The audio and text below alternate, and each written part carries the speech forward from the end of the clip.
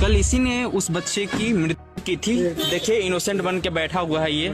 देखिए क्या कुछ हुआ था जो तुमने उस बच्चे को मार डाला। एक मासूम बच्चे को देखकर लोग अपना दुख, दर्द, परेशानी सब भूल जाते हैं, टेंशन से आजाद हो जाते हैं, उसके साथ बच्चे बन जाते हैं। और उस मासूम को देखकर इसको बिल्कुल दया नहीं आई और इतना ज्यादा बेशर्म और इनह्यूमन इंसान है कि गांव वालों के साथ यादन्या को ढूंढने का ढोंग करता रहा जब तक सच्चाई बाहर नहीं आ गई। और अब 20 गांव के लोग सड़कों पे उतर चुके हैं ताकि इसको सजा मिले और काफी दिनों से मालेगांव में बंद भी लगा हुआ है।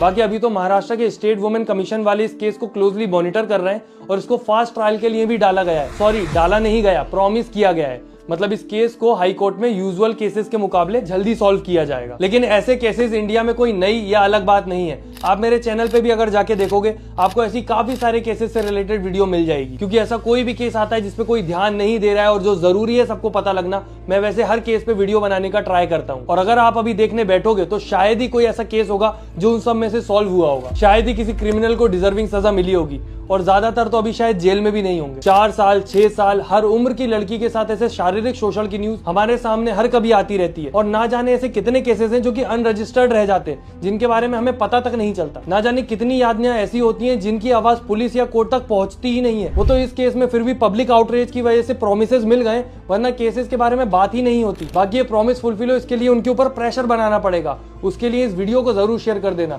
लाइक कमेंट नहीं भी करोगे तो भी चलेगा। और सबसे शर्म की बात है कि विक्टिम ब्लेमिंग इतनी ज्यादा नॉर्मल हो गई है कि आधे से ज्यादा विक्टिम को तो ऐसा फील ही नहीं होता कि उनके गुनहगार को सजा मिल भी सकती है। वो बस ये सोचते हैं बड़ा आदमी है, हमको फंसा देगा, हम क्या इससे लड़ेंगे, और वो इसके खिलाफ कभी बात ही नहीं करते और बस इस दोगली सोसाइटी में अपनी नकली इज्जत बचाने के लिए जिंदगी भर झेलते रहते हैं। और वो दरिंदा इनके सामने आजाद घूमता रहता है और दूसरी लड़कियों को शिकार बनाता है, क्योंकि समाज को लड़की के साथ हुआ उससे कोई मतलब नहीं है। तुम्हारे घर वालों की इज्जत तभी बची रहेगी जब ये बात बाहर ना जाए। ये कैसा समाज है और इसको खुश करने में लगे भी क्यों है लोग, मुझे तो समझ नहीं आता। और हम एक ऐसे देश में रहते हैं जहाँ पर चोरी और मर्डर तो इतने नॉर्मल क्राइम हो गए कि इनकी खबर सुन के हम कोई शॉक भी नहीं होते कि कुछ ज्यादा बुरा हो गया। पर अब बात यहाँ तक आ चुकी है कि हर दूसरे दिन हमको ऐसे क्राइम देखने को मिलते हैं। और जिस दिन एक्चुअल में न्यूज चैनल वाले ऐसे केसेस कवर करने लग गए जिनको जरूरत है, तो आप जब न्यूज पढ़ने बैठोगे आपके रोंगटे खड़े हो जाएंगे, क्योंकि हमारे सामने सिर्फ एक केस आता है। ऐसे सैकड़ों हजारों केसेस हैं जिनको न्यूज की अटेंशन की सख्त जरूरत है। और हमारा देश कितना ज्यादा गड्ढे में जा चुका है आप यहीं से अनुमान लगा सकते हैं कि गुजरात वाले बोलते हैं कि हम लैंग्वेज वॉर नहीं करते,